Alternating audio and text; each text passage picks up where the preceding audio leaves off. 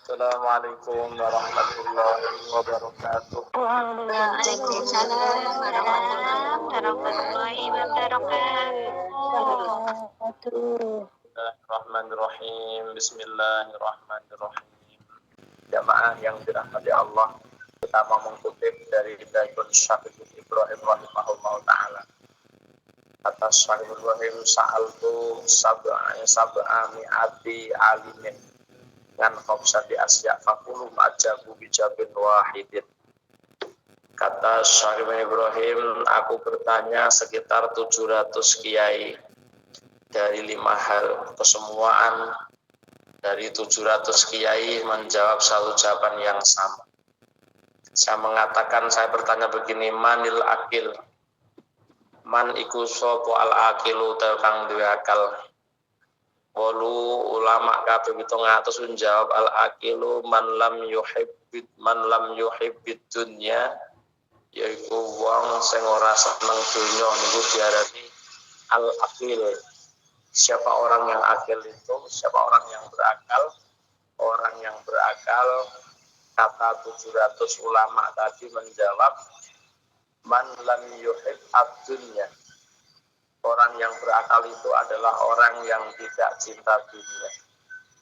Jadi keberakalan manusia diukur seberapa besar kula panjenengan mahabbah dunia. Ya, jadi ukurannya kecerdasan kula jenengan pancen nggih. Wong niku lek cerdas, tentunya tidak mungkin mencintai dunia yang hanya sementara. Balik dia akan mencintai akhirat yang selama-lamanya, yang abadal-abadin. Itu orang cerdas. Jadi kalau kita ditanya, sapa wong cerdas iki, sapa wong berakal iki? Orang yang berakal adalah orang yang lam yuhib ad-dunya, orang yang tidak cinta dunia. Kenapa dunia kok disenengi wong cerdas, karo wong urip ning dunya mesti duwe lu tok trimo seneng dunya, akhirnya ngalor ngidul uber-uber dunya. Itu termasuk wong berakal tidak mencintai dunia. Terus manil kai, siapa orang yang limpat itu?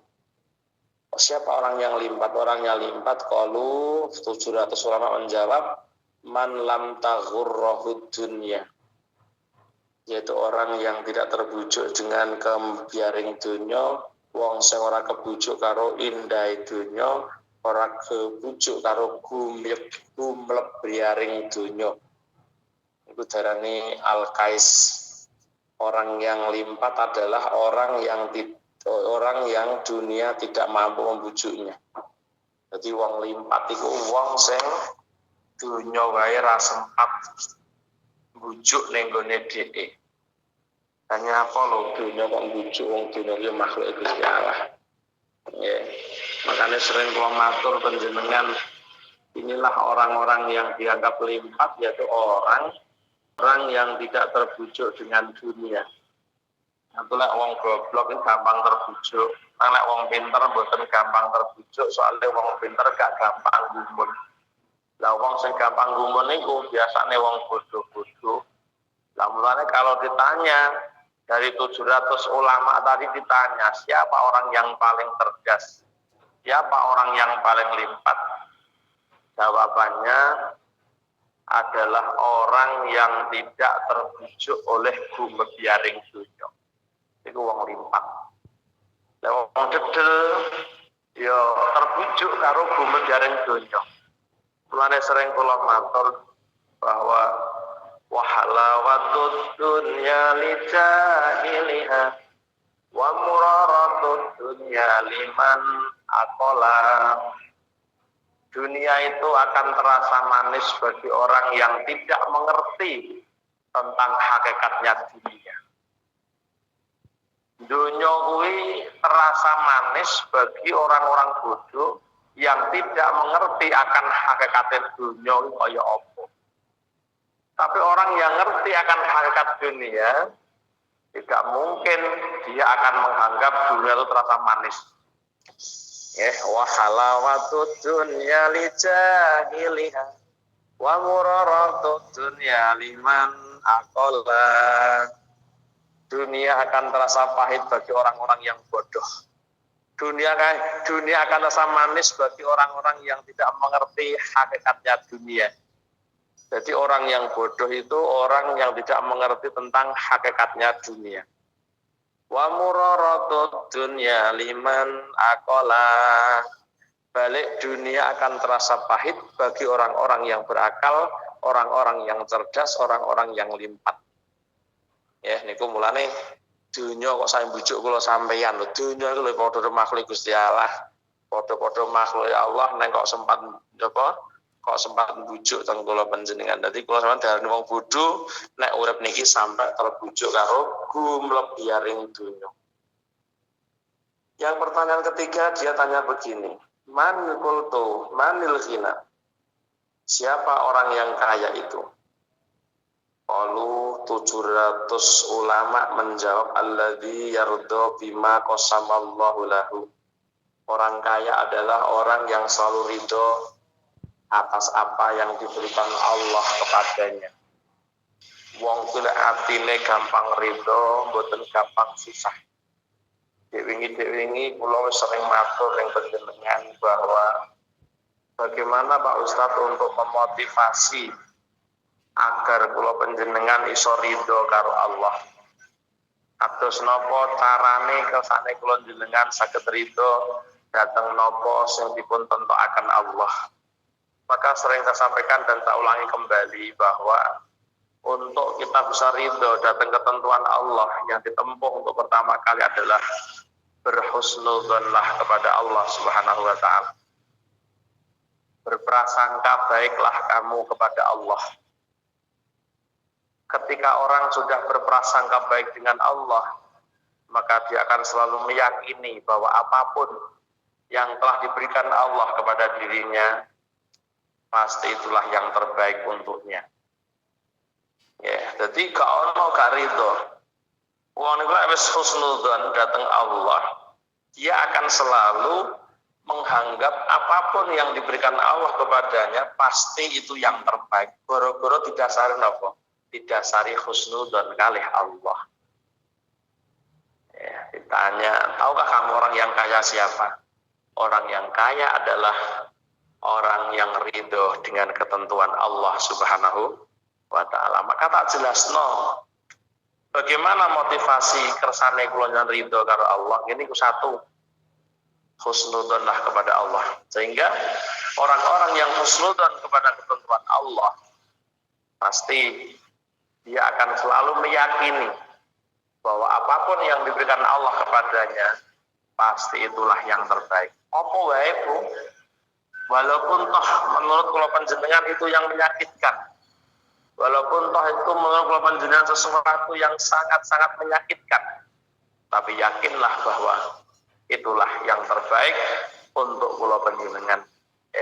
Ini motivasi untuk kita selalu ridho dengan Allah, husnudzon kepada Allah, kemudian meyakini bahwa apapun yang diberikan Allah adalah terbaik untuk kita. Yang ketiga adalah setiap apapun yang ditakdir oleh Allah kepada kita itu pasti akan terjadi dan tak satupun manusia yang bisa menolak apa yang ditakdirkan Allah untuk kita. Mulane diingi ya kula wis matur. Allah niku lek punya kehendak terhadap seseorang untuk sesuatu yang dikehendaki. Jangankan manusia, siapapun ya, termasuk malaikat boten iso menghalang-halangi kehendak Allah nek pancen Allah wis ngersak. Ya. Apa wae wis katakanlah almarhum Bapak Jainuri, Allah menghendaki beliau diwafatkan di hari kemarin. Dokter berusaha semaksimal mungkin bahwa tidak akan mampu untuk menghalangi kehendak Allah. Karena itu adalah kehendak Allah, itu hanya Allah, maka tak satupun manusia yang bisa menghalangi. Sekalipun dipanggilkan dokter termahal sekalipun, dokter teristimewa sekalipun, dokter spesialis sekalipun, ketika sudah kehendak Allah, tak satupun manusia yang bisa menghalanginya. Dan ini harus kita terima bersama ya. Sebaliknya ibu-ibu mbak yang dirahmati Allah bolak-balik kula mutaken panjenengan. Apa-apa niku lek Allah mboten ngersakno wis to. Dibantu dengan apapun, dikuatkan dengan apapun nek Allah pancen mboten ngersakno, nggih tetep mboten terjadi. Inilah yang akan membawa kita bahwa bagaimana seperti kita canali tadi, belajar untuk menjadi orang yang selalu baik sangka kepada Allah. Makanya ketika orang sudah punya baik sangka kepada Allah, maka dalam hidupnya tidak ada beban. Urip iki pancen ndak ana beban. Nggih. Bolak-balik kalau cerita anak kula niku ndres Quran ngapalne sak juz mawon sak beberapa bulan. Ini kalau mikir ya repotnya mboten karu-karuan, tapi kalau ambil sisi baiknya, apa kita husnudzon kepada Allah. Saya bilang begini, yaitu loh, jenengan betapa payahnya dalam menghafal Al-Quran. Dan jenengan wis ngrumangsani ya Allah, aku biar zaman ngapal no angele sampai koyong ini. Maka Anda akan bisa berbuat untuk menjaga hafalan kamu dengan sebaik-baiknya, karena iso ngambil hikmah. Atau niku. Lah mboten wis kudu nesu mawon ya Allah, patang sasi kok ora oleh sak juz. Loh, nek Allah dereng kehendak pancen ngoten itu akan jadi suatu pelajaran, akan meningkatkan kedewasaan seseorang ketika dia diuji dengan hal seperti itu. Makanya tidak ada orang yang kaya kecuali orang-orang yang ridho dengan apa yang jadi ketentuan Allah Subhanahu wa taala. Qalu alladzi yarda bima qasamallahu lahu. Yang berikutnya saya bertanya, qultu manil faqih, siapa orang yang pintar itu? Qalu, dari 700 ulama menjawab, orang yang pintar adalah allazi yamna'u min talabi ziyadah. Yaitu wong sing mencegah dari mencari tambahan. Artinya mencari tambahan yo bekerja sesuatu yang untuk mencari tambahan kebutuhan hidupnya. Jadi wong sing pinter adalah orang yang mencegah dirinya untuk mencari tambahan. Soalnya semakin tambah bondone kula sampean, semakin tambah urusan hisabe. Ngoten niku. Yang keempat, yang kelima dia bertanya. Yang bertanya, manil bakhil, siapa orang yang bakhil itu? Orang yang bakhil adalah qalu allazi yamna'u haqqallahi ta'ala mimmalihi. Orang bakhil adalah orang yang menyegah hak-haknya Allah dari hartanya. Mulane sering kula aturaken, kapan ana wong wis menggunakan hartanya sesuai dengan hak-haknya harta itu dalam menurut Allah, maka dia sudah disepikan atau dikategorikan sebagai orang bakhil. Napa maknane? Sopo-sopo sing iso zakati bandane, sopo-sopo kok gelem zakat, maka bisa tarik kesimpulan wong kok wis gelem zakat, maka dia terbebas dari julukan namanya bakhil. Nggih. Karena niku wau cara ulama 700 gawe manil bakhil, sapa bakhil iku? Wong bakhil iku wong sing nyegah bandane, wong sing nyegah hak-hake akan bandane. Bondo iki duwe hak apa? Wa anfiqu mimma razaqnakum sering fakanlah dan sebagainya kurungan. Tadi kan ada hak. Nah, ketika itu tidak diberikan, dia cegah untuk orang lain, itulah orang bakhil. Ya. Pokok wong kuwi gelem ngetokno sebagian saka hartane, artinya dia telah mengikuti hak-haknya harta yang dia dapat, bagaimana menggunakannya, maka dia tetap dianggap orang yang lomo, bukan lagi dikategorikan orang yang bakhil. Maka dari itu para jamaah yang dirahmati Allah, dimanapun Anda berada, apapun aktivitasnya, dipun dawuhaken ngeten, suhtullahi ta'ala alal abdi fi salasati asya. Dunia Allah ning gone kawula niku ing dalem 3 perkara. Ya suhtullahi alal abdi fi salasati asya. Dunia Allah ning gone kawula ing dalem 3 perkara. Ahaduha ayyaqsira fi ma amarallahu ta'ala.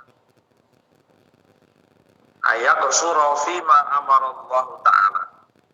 Yang pertama, Allah itu akan murka kepada hambanya ketika hamba itu sembrono dari apa yang diperintahkan Allah kepadanya. Napa mawon pun endi-endi sing diperintahno Allah ora nandangi kok karo sembrono. Sembronone kula panjenengan di dalam menjalankan perintah Allah. Ini yang menjadi sebab Allah murka kang kula jenengan. Lalu Allah niku mun murka kalih kula jenengan, Allah kok tak peduli dengan kita. Nek Allah gak peduli dengan kita, terus kita mau tolong sama siapa? Iku lho Bu.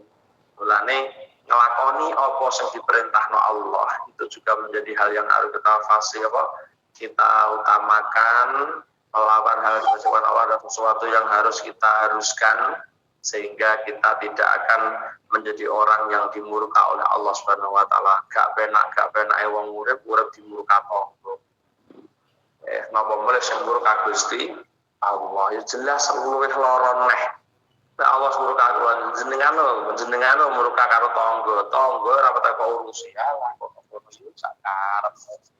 Wong toto angel kok gah harus kono-kono arep kon jungkir jempalik ya sak karepmu lho. Ojo. Allah niki mengke lek ampun murka kalih kula jenengan, Allah tak peduli. Nek Allah ampun boten peduli karo kula jenengan, terus piye kula sampean? Mau minta tolong kepada siapa? Bahwa manusia tidak pernah lepas dari Allah dalam waktu sedetik pun. Manusia enggak pernah bisa lepas butuh Allah dari sedetik pun. Dan ini kok kalau sampean ke seorang karo Allah rapi pedulikan terus arep butuh karo sapa. Dan ini Allah memurka hambanya dalam 3 hal. Yang pertama adalah orang yang sembrono dalam menjalankan perintahnya. Yang kedua ala yardo bima qasamallahu lahu ta'ala. Bima qasamallahu ta'ala lahu. Orang yang tidak ridho dengan apa yang ditentukan Allah kepadanya. Wah niki noto tenan Bu. Nek mungkin kula jenengan tidak dalam posisi hal yang seperti itu, mungkin omong masih mudah. Tapi setelah kita ada di posisi itu, mungkin sulit untuk bicara tentang itu. Ya, bicara untuk itu apa?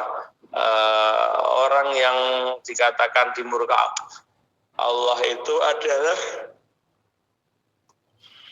Allah yardo bima qasamallahu lahu. Wong sing ora gelem ridho karo ketentuane Allah. Mulanya orang-orang yang ditinggalkan mati oleh saudaranya, orang tuanya, suaminya. Maka ya ini ridho karo ketentuannya Allah. Ridho yogi yang terjadi, gak ridho tetap yang terjadi. Ini loh yang harus kita dewasakan dalam hidup itu. Kalau jenengan kelangan seseorang ridho yo panggah kelangan, gak ridho yo panggah kelangan. Nek ridho kalau sama dadi kasih Allah, nek gak ridho dadi musuh Allah. Lho podo-podo lho kaleng ngeridakno. Ning ora semudah itu kembali kepada nafsu yang telah mendominasi kula panjenengan lah yang akan menjauhkan apa kula panjenengan dari ridho untuk ketentuan Allah niku. Nah mulane nggih niku dibalik malih apa-apa niku sementara Gusti Allah. Nek pancen Allah ngersakno ngono, ya itulah yang terjadi. Kula sampean ridho ya ngono kuwi, gak ridho ya ngono kuwi. Anda foto-foto ngono kuwi ne ya yang ridho lho. Mungkin nek wong waras ora iso muni ngoten niku boten iso. Karena apa? Kalau kita tidak ridho dengan yang ditentukan Allah kepada kita, maka kita harus orang yang dibenci oleh Allah Subhanahu wa ta'ala. Yang ketiga apa yang terakhir adalah wasalisu ayat luba syai'an fala yajiduhu fayasqatu ala rabbi. Allah ki gedeng karo wong sing golek sesuatu. Ketika dia tidak menemukan sesuatu yang dia cari, dia marah pada Tuhan. Iku naudzubillah min dzalik. Lho Gusti Allah dianggap buruwe. Gusti Allah dianggap budake. Lek kepengin apa-apa, terus kepinginane apa-apa mboten kasil, lantas ndeke nesu karo pangerane. Lho pangeran kuwi sapa kok mbok nesoni? Apa to anggap budakmu apa piye lho? Kadang-kadang orang kan frustasi. Frustasi itu bentuk kemarahan seseorang. Ketika dia tidak mendapatkan apa yang dia cari. Mulane hati-hati kalau bolak-balik matur ibu-ibu. Ini kadang-kadang menjadi sesuatu yang apa? Yang menjadikan kula panjenengan dimurka Allah. Dimurka Allah. Nek duwe karep niku bolak-balik diwarai. Kula jenengan kon sadar diri anta ana urid anta turid wallahu yurid. Jenengan yo duwe karep, aku yo duwe karep. Neng karepku kalau karepe jenengan niku ora mungkin iso kabul tanpa kebarengan karepane Allah. Mula ana wong kok dungane kabul, pancen dungane wong ki mang delalah sing disuwun padha karo kekarepane Allah. Iki dukun kiai nek gak iso ngene, iso dadi musyrik rumangsam. Eneng wong loro digome wadukun iki sakit wadukun jenengan tambani wong nggih bismillahirrahmanirrahim sebelumnya banyu mari kiai yang ngono yai nyebarokah dungane yai niki kesane sembuh saking sakite oh nggih delalah lewat banyune kiai iki mang Allah ngeresakno pancen wong kuwi waras iki lek diakoni dhewe ya dadi musyrik dadi wong rumangsa di pangeran oh patak gonyamahku langsung waras kok iki mah lho gonyamahku iki lho patak ombeni banyu komahku langsung waras Allahnya di mana padahal anak urid antatut wallahu yurid kulon je karep sampean de karep kula sampean ora mungkin terwujud tanpa binarengan karo kekarepane Gusti Allah mulane Allah murka tenan wong di karep sesuatu dan tidak menjumpai apa yang diharapkan lantas dia marah pada Allah frustasi mau salat enten lho wong sing ngoten endah karuan naik Gusti Allah sembah ene wong jajal ngoten niku enten Allah kan sembah malah ra karo-karuan lah wong aku nyembah Gusti Allah rino wengi aran-aran tahajud budal nyatane duwe karep ngene ora dikabulno pangerane sugah aku tak niati rara ibadah lho malah betul karo-karuan dan itu dibuktikan seseorang itu betul itu ada yang membuktikan itu setiap dia punya harapan pada Allah pasti selalu kandas di tengah jalan iki iso-iso wong marah karo Allah wujud marahnya seorang pada Allah itu digambarkan oleh lewat seseorang yang frustasi dengan apa yang telah dicita-citakan lantas Allah tidak mengiyakan Allah tidak mengijabai lantas dia marah pada Allah bukti nemah ninggal ibadah ninggal nondungo naudzubillah min dalik kuwi perkara sing kula jenengan kudu sadari urip ning kono kuwi iya ya aku duwe karep nang Allah luweh penentu dari harapan aku makanya orang timbul tawakal kepada Allah wong sing tawakal kepada Allah menyandarkan segala harapannya sehingga ketika harapan tadi disandarkan kepada Allah kemudian harapan yang disandarkan pada Allah tak terlaksana maka dia tidak akan pernah marah pada Allah karena biar bagaimanapun dia sadar diri tahu posisi bahasane cah saiki nek apa-apa sing iso ngabulno namung Gusti Allah apa-apa sing iso mujudno karepan kula panjenengan namung Allah dene kula jenengan duwe karep ora kawujud pancen Allah boten menghendaki apa yang kita harapkan terwujud ketika Allah menghendaki untuk apa yang kita harapkan tidak terwujud itulah bentuk kasih sayang Allah kepada kita. Nek kalau sampean sadar diri, sadar posisi sing kaya ngeten iki, insyaallah Allah bakal ridho datang kula panjenengan nggih. Aja dadi wong sing dimurka pangeran siji, wong sing dimurka pangeran kuwi orang yang sembrono akan apa yang diperintahkan Allah. Yang kedua tidak ridho dengan apa yang ditentukan oleh Allah kepadanya kejadian apapun. Yang ketiga ketika mencari sesuatu dan dia tidak menemukan lantas dia marah kepada Allah atau dengan cara frustasi atau menyetop ibadah. Ini orang-orang yang akan dimurka Allah. Tahukah kita kalau orang dimurka Allah pasti akan jauh dari Allah. Kalau jauh dari Allah maka Allah nggak peduli dengan keberadaan kita. Kalau kita nggak dipedulikan Allah lantas kepada siapa kita akan mengadu hidup ini kepada siapa kita akan meminta kalau Allah sudah tidak peduli dengan keberadaan kita. Muga-muga kula jenengan bisa menghindari tiga hal yang dibenci Allah ini khususnya untuk ibu masuk Amin. Amin ya Allah wa ta'ala amin ya rabbal alamin amin ya rabbal alamin jabah dan di Allah Subhanahu wa taala khususnya umumnya kita semua yang hadir di aula Hasanul Ar pada sore hari ini. Amin amin. Amin amin ya rabbal alamin. A'udzu billahi minasyaitonir rajim. Bismillahirrahmanirrahim. Alhamdulillahi rabbil alamin.